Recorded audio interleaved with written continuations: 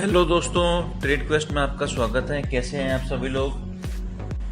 Trading और investing से related queries के लिए दोस्तों काइंडली कमेंट बॉक्स में जाके अपनी प्रॉब्लम्स या अपनी जो आपकी समस्याएं हैं उनके बारे में लिखिए।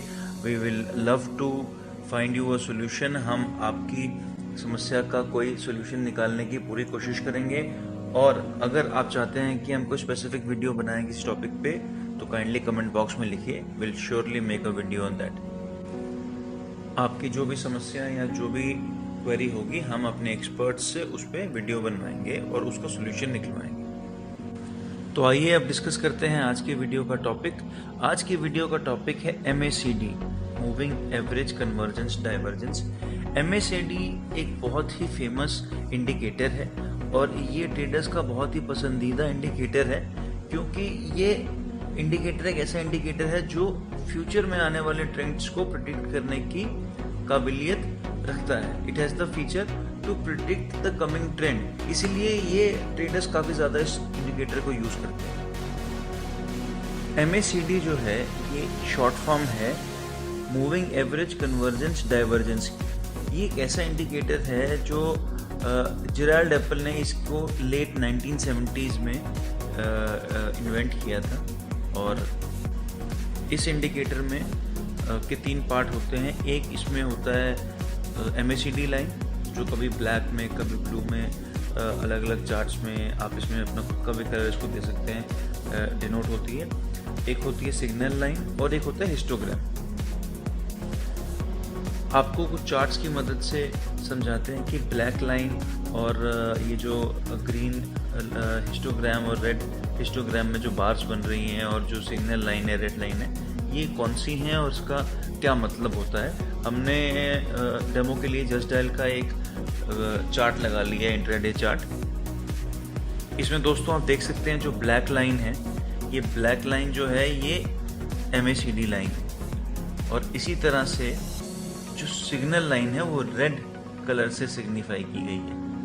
तो आप देख सकते हैं क्लियरली। तो MACD सिग्नल इंडिकेटर में 2 लाइंस जो हैं वो सबसे इंपॉर्टेंट होती हैं। 2 लाइन ही इनफैक्ट होती हैं इसमें, एक MACD लाइन और एक सिग्नल लाइन। और इन्हीं 2 लाइंस के इंटरेक्शन से MACD के सिग्नल्स जनरेट होते हैं। दोस्तों MACD जो है ये कैलकुलेट होती है 26 पीरियड एक्सपोनेंशियल मूविंग एवरेज को सब्ट्रैक्ट करके 12 पीरियड EMA से। तो एक्चुअली MACD भी एक मूविंग एवरेज का ही एक रिप्रेजेंटेशन है। दोस्तों MACD में जो हिस्टोग्राम बना होता है, जो आप देख रहे हैं बार्स बनी होती हैं ग्रीन और रेड रंग की, ये एक मेजर करता है कि जो MACD लाइन और जो सिग्नल लाइन है इनमें कितना गैप है, कितना डिस्टेंस है। तो इसमें जो बार्स की जो स्ट्रेंथ होती है वो मोमेंटम को मेजर करती है। तो अगर तो बाइंग मोमेंटम बन रहा है तो आप देखेंगे कि इसमें ग्रीन बार्स बन रही हैं और ग्रीन बार ज़्यादा बन रही हैं। और अगर सेलिंग मोमेंटम बन रहा है तो इसमें आप देखेंगे कि रेड बार्स बन रही हैं और उनकी इंटेंसिटी बढ़ती जा रही है। तो दिस डिपेंड्स ऑन कि किस टाइप का मोमेंटम डेवलप हो रहा है। और दोस्तों MACD लाइन को फास्ट लाइन भी कहते हैं, सिग्नल लाइन को स्लो लाइन भी कहते हैं। और एक और लाइन होती है इसमें जीरो लाइन, जो कि बेस लाइन होती है। तो ये 3 लाइंस होती हैं जिनको हमें, जीरो लाइन वो होती है जो मेजर करती है कि जो MACD लाइन और जो सिग्नल लाइन है इसका मूवमेंट कितना हुआ है फ्रॉम द स्केल। तो दोस्तों ये क्लियर है कि ये 3 लाइंस होती हैं और जो हिस्टोग्राम होता है वो जीरो लाइन के ऊपर या नीचे बनता है।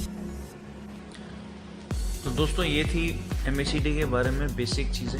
अब ज़्यादा डिटेल में ना जाते हुए या ज़्यादा मैथमेटिकल कैलकुलेशन ना करते हुए सीधा हम आएंगे कि बाइंग और सेलिंग सिग्नल्स कब जनरेट होते हैं MACD के अंदर। अब हमने जैसे डिस्कस किया कि 2 मेन लाइंस होती हैं, एक MACD लाइन और एक सिग्नल लाइन। दोस्तों इन्हीं लाइनों की इंटरेक्शन को हमें ध्यान में रखना होता है। जो MACD लाइन है वो जब सिग्नल लाइन को क्रॉस करती है और क्रॉस करके नीचे से ऊपर जाती है तो वो एक बुलिश सिग्नल होता है, मतलब ये बाइंग सिग्नल है।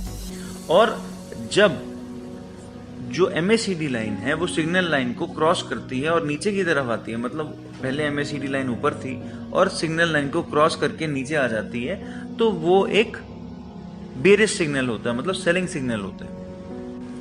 इन सिग्नल्स को आप देखेंगे कि जो ग्राफ है इसमें रेड सर्कल से और ग्रीन सर्कल से मार्क कर रखा है। आप खुद देख सकते हैं कि उसके बाद चार्ट में आपको हल्की सी गिरावट दिखाई दी है प्राइसेस में, और जब ग्रीन सिग्नल मिला है तो ग्रीन सिग्नल के बाद एक बहुत ही सब्सटेंशियल इंक्रीज प्राइस में हुआ है। कम से कम ये मान के चलिए इंट्राडे में करीब आपको 30 पॉइंट का 35 पॉइंट का आपको इसमें इंक्रीज मिला है, और 400 रुपए के शेयर के लिए 35 पॉइंट का इंक्रीज मतलब करीब लगभग 10% का इंक्रीज।